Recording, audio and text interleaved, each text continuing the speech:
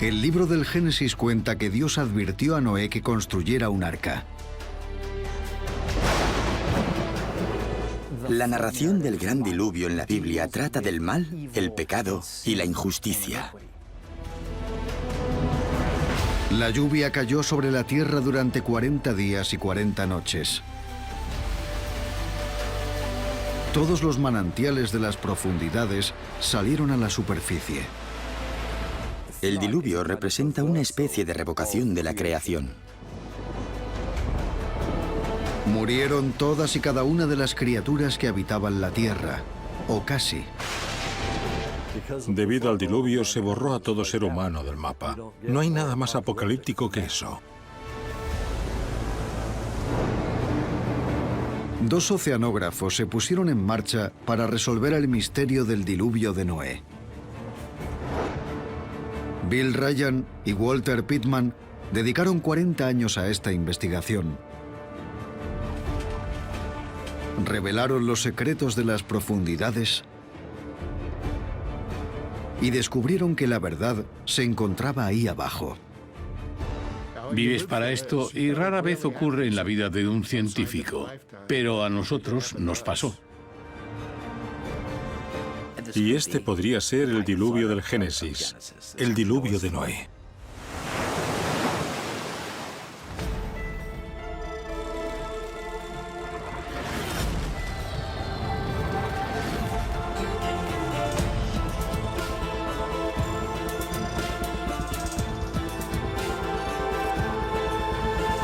Misterios de la Biblia. El diluvio universal. Verano de 1970. El buque de investigación de 122 metros, Glomar Challenger, estaba fondeado en el mar Mediterráneo. Su misión: estudiar el lecho marino a 1 kilómetro o más bajo la superficie. Entre los científicos que se encontraban a bordo estaba el oceanógrafo de 30 años, Bill Ryan. El trabajo de un oceanógrafo que recorre el mar está plagado de aventuras y emociones, y cuesta creer que te paguen por ello. El centro del Mediterráneo es un lugar desafiante para recoger pruebas. Los trabajadores debían bajar el tubo de perforación a través de cientos de metros de agua y después perforar a gran profundidad dentro del lecho oceánico. Las muestras en forma de tubo que extraían era lo que los científicos habían venido a estudiar. Lo que extraes es básicamente un cilindro de barro de 9 metros de largo, y eso se examina en el laboratorio del barco. Lo que Ryan descubrió en este lugar le impulsaría a realizar la búsqueda de toda una vida: resolver el misterio del diluvio de Noé.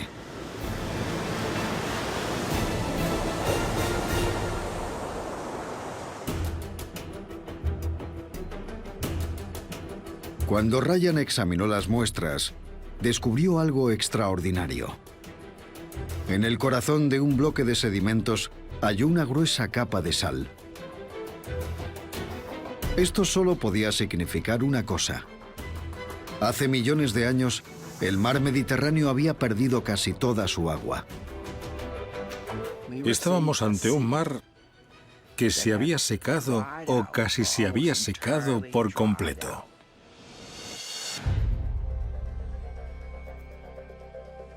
Se trataba de un resultado asombroso. Hace 5 millones de años, el mar Mediterráneo era una cuenca desértica y árida.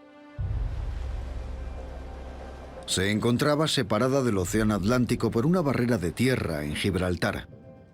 Este descubrimiento es lo que denominamos serendipia. No podías imaginar algo así.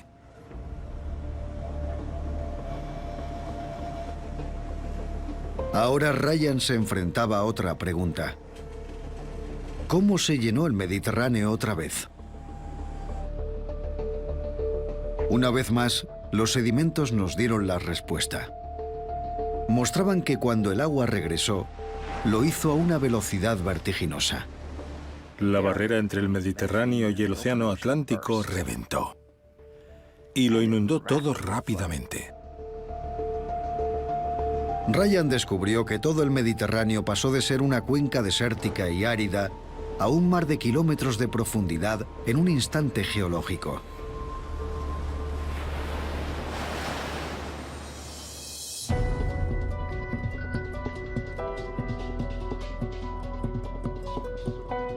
A las afueras de Nueva York, en el observatorio terrestre Lamont Doherty, habló del hallazgo con sus colegas John Dewey y Walter Pitman. Ryan, Dewey y yo estábamos sentados porque trabajábamos juntos en un problema científico. Cuando Ryan habló de su descubrimiento, Dewey, al escuchar aquello, dijo riéndose y bromeando: bueno, tal vez esa sea la explicación del diluvio de Noé. Claro que no. Esto tiene 5 millones de años, cuando las especies homínidas ni siquiera existían. Y todos nos reímos porque lo que había ocurrido en el Mediterráneo era mucho más antiguo. Pero Dewey no dejaría el tema de lado. Planteó una pregunta que inspiraría a Ryan y a Pitman a llevar a cabo una búsqueda que duraría 40 años. ¿Creéis que el diluvio de Noé se podría explicar mediante un acontecimiento similar en el que un mar tan apartado conectaría con el océano? Era una hipótesis provocadora. Ryan y Pitman no pudieron resistirse. Después de aquella conversación, Ryan y yo hablamos de esta posibilidad y dijimos: echemos un vistazo a ver qué nos dicen los datos geológicos. Estos dos oceanógrafos se pusieron manos a la obra para desentrañar los misterios de la historia más famosa del Viejo Testamento: el Gran Diluvio.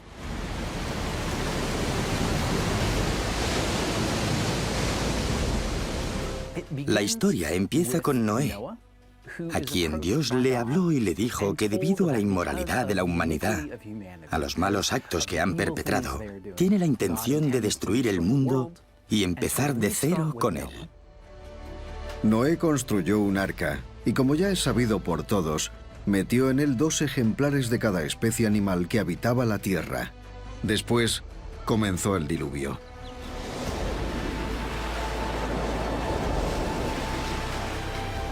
La destrucción llegó con el diluvio en forma de agua, pero no solo procedía del cielo, también venía de las profundidades. El abismo, las grandes cuevas del mar se abrieron y las aguas subieron desde la profundidad y cayeron de las alturas.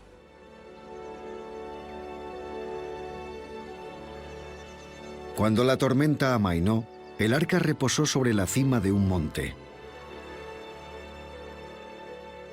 Noé envió un cuervo y luego una paloma para comprobar que las aguas se habían retirado de la tierra. Una vez que el diluvio se detiene y Noé sale del arca con su familia, Dios hizo un pacto con Noé y con todo ser viviente, y es que el mundo no volvería a ser destruido nunca más con agua. Y como muestra de ello, tenemos el arco iris en el cielo. Esta es una de las historias más conocidas de la Biblia. Pero, ¿dónde y cuándo sucedió? ¿Y qué fue del arca? Sobre este tema, la Biblia es de una imprecisión frustrante. La Biblia no nos ofrece una ubicación real del lugar donde se produjo el diluvio, ni de dónde vivía Noé antes del suceso. Y sabemos que cuando empieza la inundación cubre toda la tierra. Pero ¿dónde se encontraba Noé antes de construir el arca? No lo sabemos.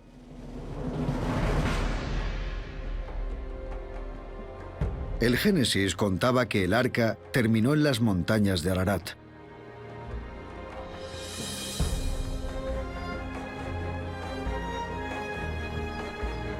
En la actualidad, el monte Ararat y los picos que lo rodean se encuentran en Turquía, al sureste del Mar Negro. Nadie ha encontrado el arca todavía, y tengo la sospecha de que nadie la encontrará, porque la primera cosa que haría Noé es desmantelar el arca para construir casas y graneros con él. Con el arca perdida, muchos habían terminado por creer que lo que cuenta el Génesis no era más que un mito. Sin embargo, Ryan y Pitman no estaban de acuerdo. Sospechaban que una inundación catastrófica, como la que Ryan había descubierto en el Mediterráneo y acaecida 5 millones de años atrás, estaba detrás de la historia. Para llegar al fondo del asunto debían descubrir dónde se había producido esa hipotética inundación. Buscaron un mar que se pudiera aislar del océano mediante la bajada de los niveles del agua. Luego secarse y al final llenarse de agua otra vez. Buscábamos un lugar que fuera más bien árido. Un sitio donde, si se bloqueaba la entrada del océano, existía la probabilidad de secarse. Primero miramos en el mar de Japón. Sus conexiones con el Océano Pacífico eran demasiado profundas, era imposible que se hubiese desconectado. Miramos en el Mar Rojo, había muchos núcleos de sedimentos, pero nos decían que no, que nunca se había secado. Miramos en el Golfo Pérsico. En el Golfo, la geometría de su fondo no era adecuada. Tras una amplia investigación, identificaron una masa de agua que encajaba con su búsqueda. El Mar Negro. Se ha dicho que la única conexión del Mar Negro con el Océano Mundial era a través del Bósforo. El Mar Negro va desde el Mar de Mármara hasta el Helesponto. Presentaba unas condiciones adecuadas para una posible inundación. Si el Mar Negro llegó a secarse alguna vez y los niveles del océano aumentaron lo suficiente para superar la barrera de tierra en el Bósforo, luego se habría vuelto a llenar, provocando consecuencias catastróficas. En 1971, los dos científicos decidieron centrar su búsqueda en ese lugar. Para demostrar la inundación, debían conseguir pruebas materiales. Sin embargo, se enfrentaban a un obstáculo. El Mar Negro es una zona estratégica importante para la Unión Soviética.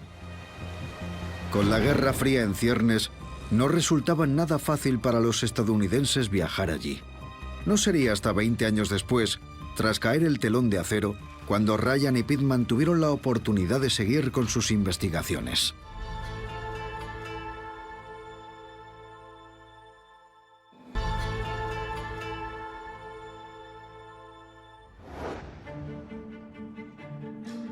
Nueva York, 1993.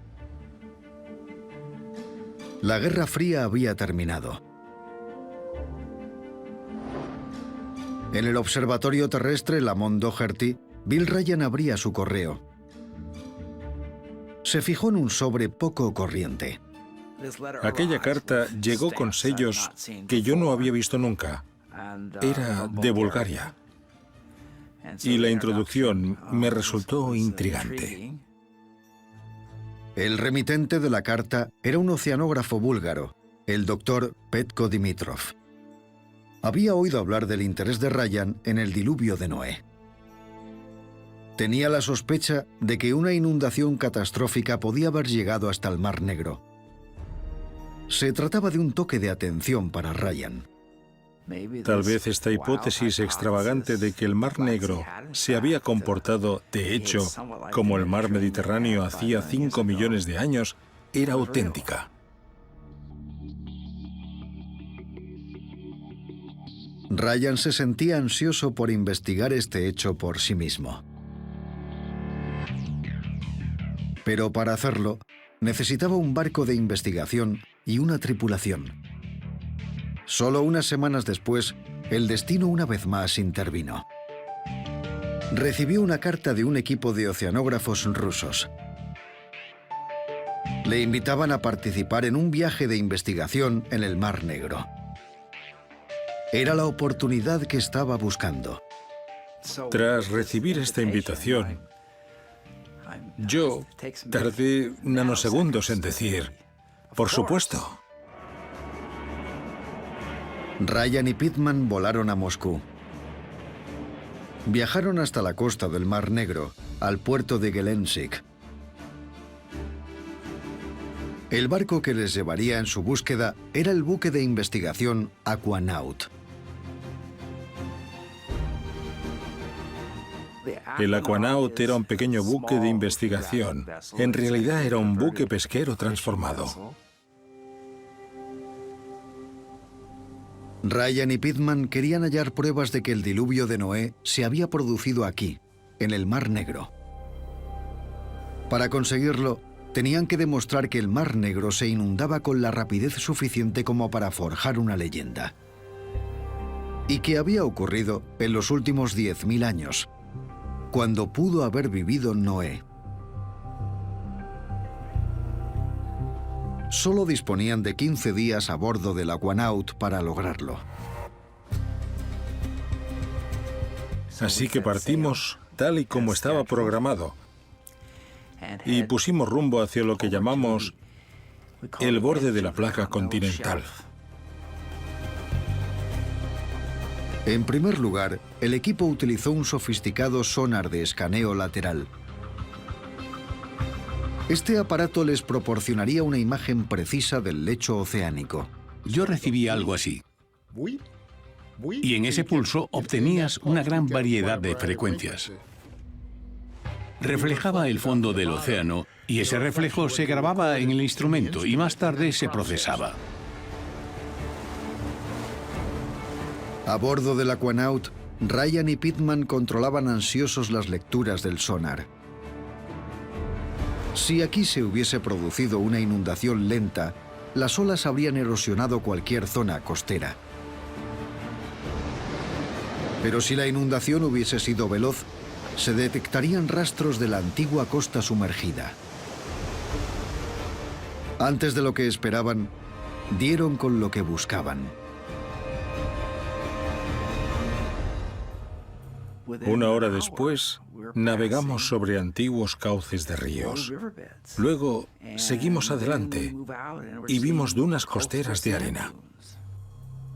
El tipo de sedimentos de la parte superior era de la clase que verías si se produjera una transgresión rápida, un aumento del nivel del mar muy veloz que inunda esa placa. Ryan y Pittman estaban observando los restos de una antigua orilla, ahora sumergida a cientos de metros en el agua. Mostraba que el nivel del agua del Mar Negro fue una vez mucho más bajo que en la actualidad. De manera significativa, demostraba que cuando el Mar Negro volvió a inundarse, no sucedió durante millones de años, sino en un instante geológico.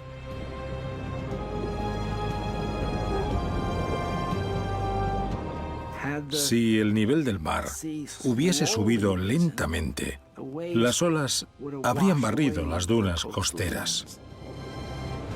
Aquello nos hizo confiar en que se había producido una inundación. Era lo que los dos científicos esperaban encontrar. ¡Yujú! ¡Hurra, hurra, hurra! ¡Y lo hemos conseguido! ¡Lo hemos conseguido! Ryan y Pittman habían hallado pruebas de que el Mar Negro se había inundado lo suficientemente rápido como para tratarse de la inundación de Noé. Pero aún no sabían cuándo. Para averiguarlo, tendrían que examinar pruebas sólidas procedentes de debajo del lecho oceánico. Para extraerlas, el Aquanaut utilizó un equipo de perforación. Las muestras de sedimentos que extrajeran deberían contener conchas. Conchas que se someterían a la datación por radiocarbono y que desvelarían la respuesta. ¿Se produjo el diluvio antes de que los humanos evolucionaran o después, cuando nuestros antepasados bíblicos pudieron ser testigos de ello? Aquí tenemos núcleos extraídos del suelo del Mar Negro. Esto es como una máquina del tiempo.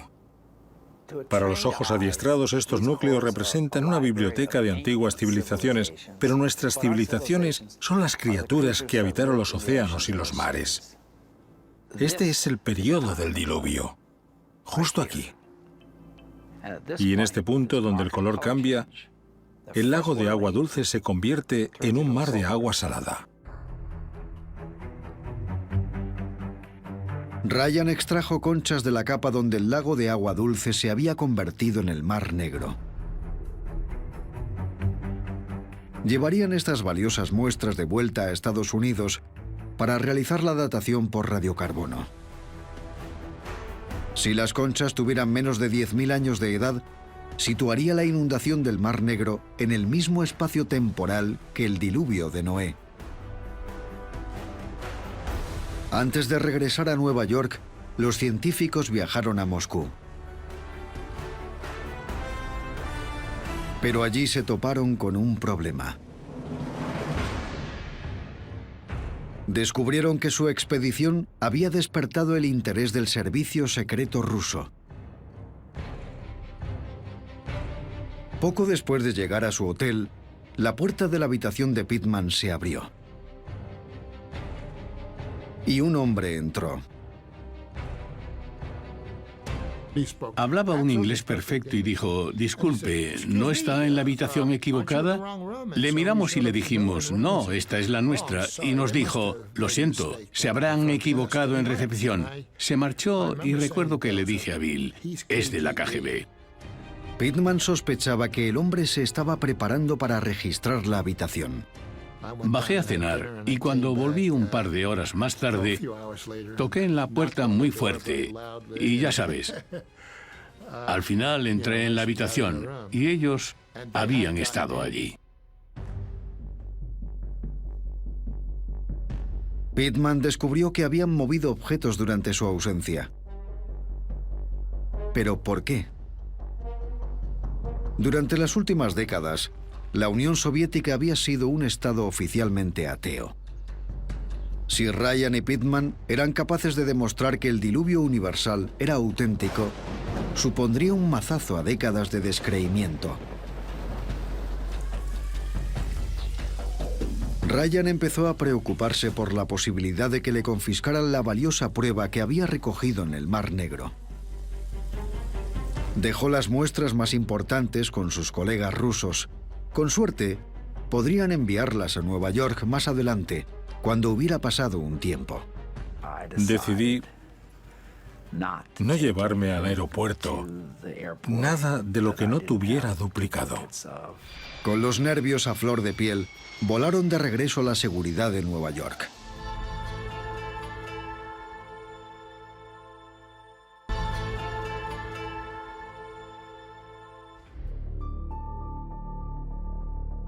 Ryan tenía la sospecha de que a los rusos les preocupaban sus investigaciones en el Mar Negro. Tenía miedo de que confiscaran sus muestras de sedimentos más importantes. Si eso sucedía, la expedición en el Aquanaut habría sido en vano.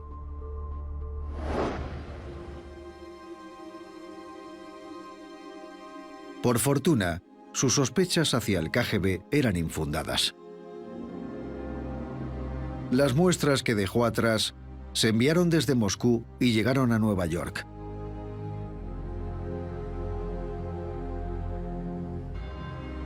Ryan envió las conchas al Instituto Oceanográfico de Woods Hole para someterlas a la datación por carbono 14. Estas conchas señalarían el momento en el que se había producido la inundación del Mar Negro. Semanas después, Ryan recibió los resultados decisivos. Recibí una llamada de Glenn Jones y me dijo, Bill, ya tengo los resultados. ¿Me has tomado el pelo? Le pregunté, ¿cómo que si te he tomado el pelo? Me dijo, ¿me has enviado las muestras de las conchas son de la misma muestra? Le dije, no. Dijo, todas tienen la misma edad. Son de hace 7.200 años. Hace 7.200 años se desarrollaba la nueva edad de piedra o periodo neolítico. En ese periodo los humanos desarrollaron por primera vez la agricultura y comenzaron a utilizar objetos de barro y metales. Para Ryan y Pittman, esta fecha significaba que los humanos modernos podían haber sido testigos de la inundación. Tal vez conservaran la historia en sus leyendas. Sin embargo, aún quedaba una pregunta importante. ¿Sería esta inundación lo bastante catastrófica como para ser recogida en la Biblia? Para descubrirlo, Ryan y Pitman dirigieron su atención al origen de las aguas de la inundación: el Bósforo.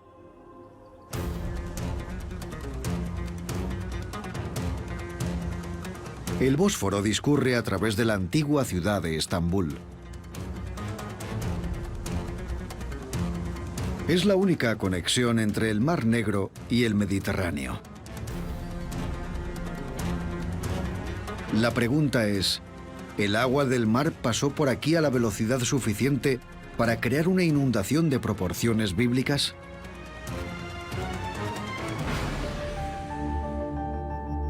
Durante la última edad de hielo, los niveles del mar se encontraban 120 metros por debajo del nivel actual. El lago del Mar Negro estaba totalmente separado del reducido mar Mediterráneo. Al mismo tiempo que la temperatura de la Tierra subía y el hielo se derretía, el nivel del mar aumentaba. El Bósforo se llenaba de agua salada procedente del Mediterráneo. Al final, el peso del agua abrió un canal a través de las barreras de tierra del estrecho del Bósforo. El agua del océano se desbordó a través del canal y entró en el lago. Si medimos la profundidad, el lecho de ese canal y medimos el ancho, podemos decir con toda seguridad que ese canal es una tubería.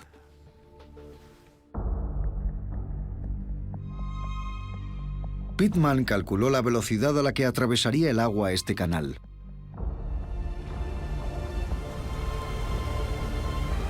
Estimó que tendría un ritmo de entre 9 y 18 millones de hectómetros cúbicos al año.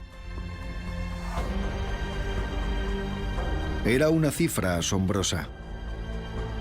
Los ríos solo llevan entre 100.000 y 200.000 hectómetros cúbicos al año. El río Hudson lleva unos 100.000 hectómetros cúbicos al año. El Nilo, 100.000 hectómetros cúbicos al año.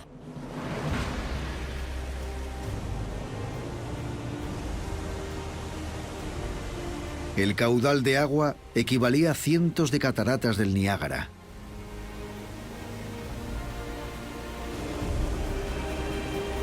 El impacto de una crecida tan colosal sería catastrófico.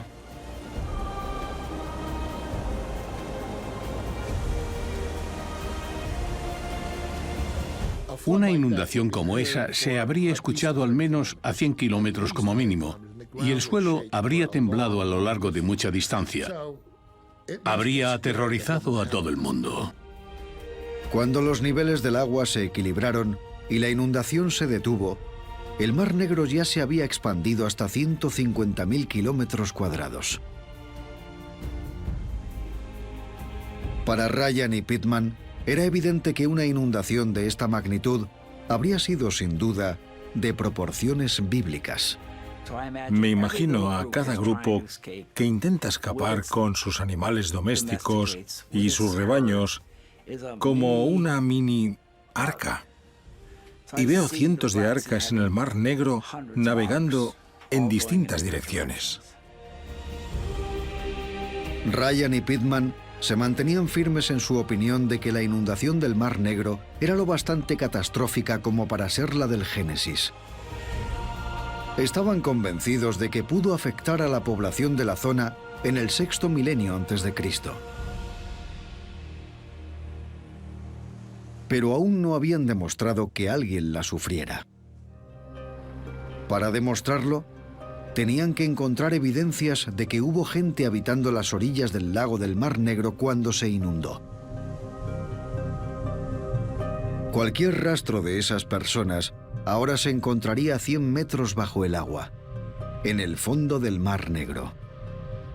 Si se descubrieran los restos del asentamiento bajo el agua y pudiéramos bajar y sacar objetos que pertenecieran a la misma época, eso sería extraordinario. Ryan y Pitman se sentían impotentes, sin fondos ni equipamiento. No obstante, su trabajo llamó la atención de un famoso explorador oceánico, Bob Ballard. Fue quien en 1985 localizó los restos del Titanic. A finales de siglo, organizó una expedición al Mar Negro. El doctor Dwight Coleman formaba parte del equipo. Una de las primeras ideas del Dr. Ballard era explorar las antiguas orillas del Mar Negro para ver si encontrábamos signos de ocupación humana. Queríamos ver si encontrábamos pruebas de las primeras civilizaciones que se habían ahogado con la catastrófica inundación. El equipo fletó un buque de investigación, el Northern Horizon.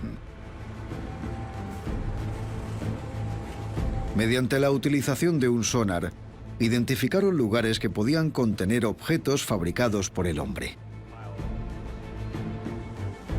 Luego utilizaron los ROV, o vehículos sumergibles controlados a distancia, para observarlos más de cerca. Estos aparatos se podían dirigir sobre el lecho oceánico y enviaban imágenes a la superficie. Su objetivo más prometedor era el Yacimiento 82. Llevamos los ROV hasta este yacimiento y, por supuesto, la luz del sol no llegaba hasta esa profundidad. Por ese motivo, los ROV debían llevar luces y eso nos permitía ver a una distancia de unos 10 o 20 metros hacia adelante. En la superficie, los científicos se reunieron en la sala de operaciones para observar las imágenes enviadas desde la oscuridad del fondo del mar. Era muy emocionante porque nos sentíamos como cuando abres los regalos en Navidad, por ejemplo, mirando a ver qué encuentras. Lo que la cámara reveló dejó atónitos a los científicos de a bordo.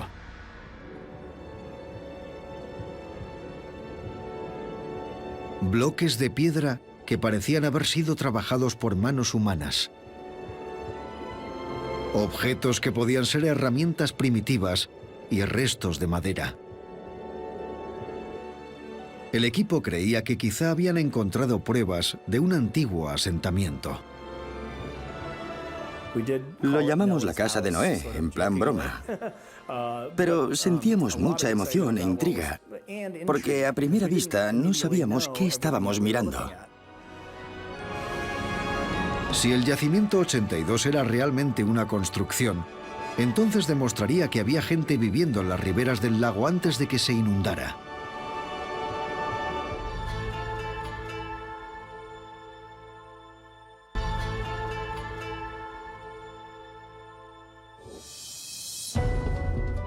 Para saber si existían pruebas de presencia humana, el equipo adaptó el ROV Little Erg para recoger muestras del lecho marino. Se recogieron pequeños fragmentos de madera y se llevaron a la superficie. Después, se enviaron para realizar la datación por carbono 14.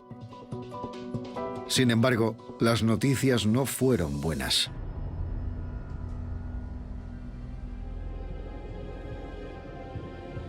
Los resultados de la datación por carbono mostraban que las muestras tenían poco más de 100 años. Los objetos eran solo fragmentos de viejos aparejos de pesca que cayeron flotando sobre el yacimiento. Si existía alguna prueba de que alguien vivió aquí, permanecía oculta bajo las oscuras aguas del Mar Negro.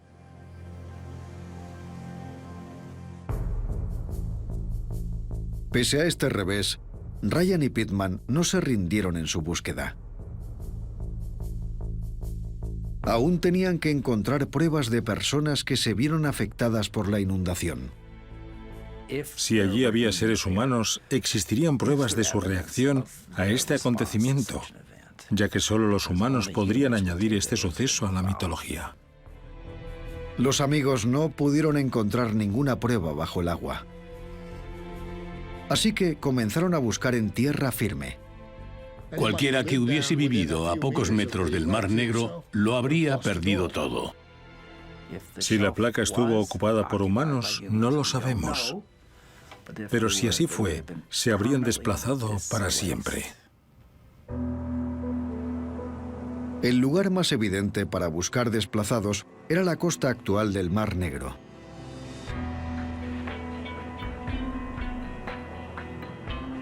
Así que Ryan y Pittman pasaron a hacer estudios arqueológicos. Buscaron restos de asentamientos humanos que surgieran alrededor del año 5000 a.C.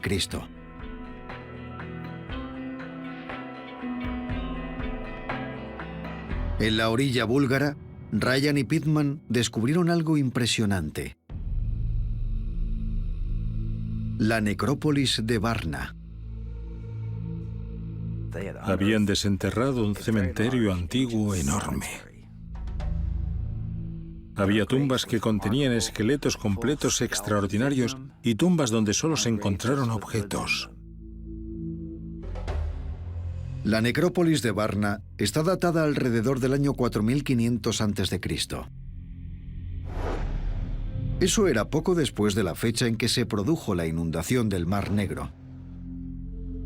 Proporcionó un magnífico tesoro encontrado: casi 6 kilos del oro trabajado más antiguo del planeta. Ahora se guardan en el Museo Regional de Historia en Varna.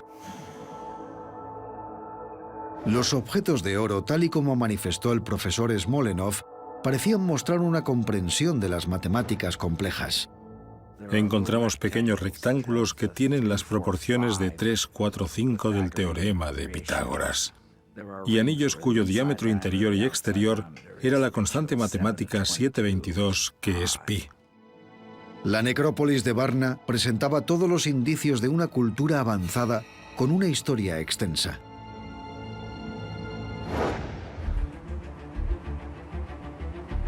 Sin embargo, a Ryan y a Pitman les resultaba imposible hallar prueba alguna de esa historia en o cerca de Varna. Les parecía que esta sociedad tan compleja había aparecido de repente, casi de la nada. Lo desconcertante era el trabajo tan sofisticado del oro. No había precedentes de otras etapas más primitivas, así que, ¿de dónde venían? Ryan y Pitman llegaron a la conclusión de que el oro de Varna era la prueba de lo que llevaban buscando mucho tiempo: una civilización desplazada por la inundación del Mar Negro. Ahora, solo quedaba una última cuestión por resolver. ¿Era esta inundación la misma crecida que se describía en la Biblia?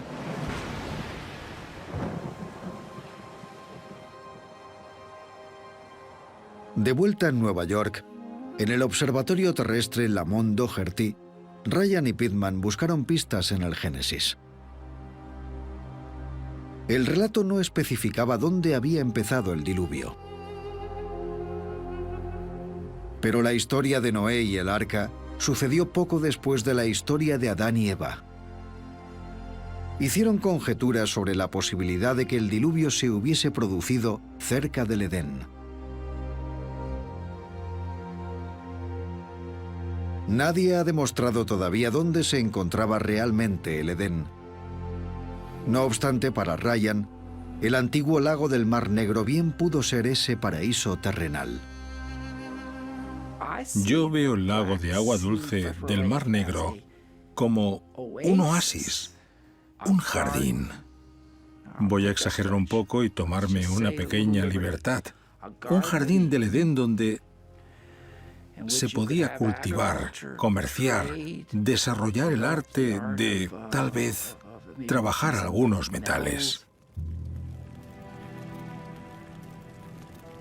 El libro del Génesis recoge que fuera del jardín del Edén discurren 4 ríos. Uno de ellos llamó la atención de Ryan. Se nombran los ríos, y uno de ellos es el Pisón. Y el río Pisón atraviesa una tierra rica en oro. Incluso añadieron la existencia de oro a la historia. Esto podría explicar cómo Varna obtenía las inmensas reservas de oro. De los alrededores del bíblico río Pisón.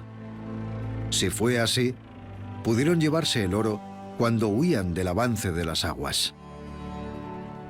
¿Qué hay en los utensilios tras la inundación? Esta civilización extraordinaria con el oro más antiguo del mundo que presentaba diseños extraordinarios. ¿Qué hace el oro en esta historia?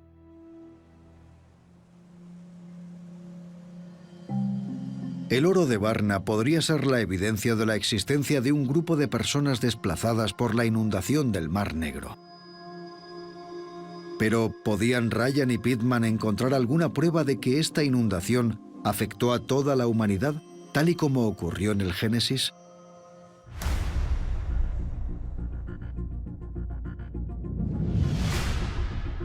Desde la creación de las especies, los seres humanos sobrevivimos mediante la recolección y la caza.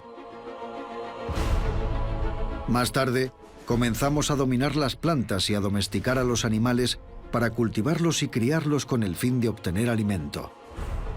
Esta profunda transformación se produjo en Europa alrededor del año 5000 a.C. Esa era la época que los arqueólogos reconocieron como el periodo de la rápida colonización de Europa por parte de los granjeros que procedían del este. De manera significativa, la difusión de la agricultura coincidía con la fecha de la inundación del Mar Negro. ¿Se trataba de una coincidencia? Ryan y Pitman no lo creían así. Descubrieron que las semillas y el ganado de estos primeros granjeros parecían proceder de la región del Mar Negro. Lo que descubrimos es que los animales que se traían a Europa tenían genes que los situaban en Turquía y Siria. Todos los cereales presentaban rasgos ancestrales silvestres, cuyo ADN los situaba en Anatolia. Así que todo lo que llegaba a Europa procedía de la región que rodeaba el Mar Negro. Aquello era una revelación inesperada. A Ryan y a Pitman les recordó una vez más la historia del diluvio en el Génesis. Dios le dijo a Noé que metiera 2 ejemplares de cada especie animal en el arca. Se preguntaron si el arca en la historia de la Biblia sería una especie de código, una manera de explicarles a los granjeros lo que tendrían que llevarse si huían de una inundación catastrófica. Nos habíamos pasado generación tras generación desarrollando estas semillas y estos animales. Eran de un valor incalculable. Entonces el arca era la motivación para desplazarse y llevarse todo lo necesario para cultivar.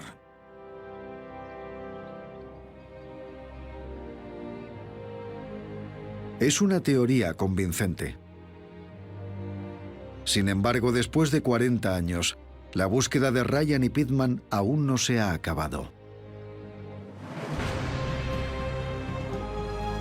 Hasta ahora, la teoría de la inundación del Mar Negro planteada por Ryan y Pitman es solo eso, una teoría. La prueba, si es que existe, yace en las profundidades del Mar Negro. Ahora, una nueva generación de exploradores se prepara para continuar con la investigación. No me cabe ninguna duda de que la prueba bajo el agua que aún no hemos encontrado podría cambiar la historia arqueológica en todo el mundo.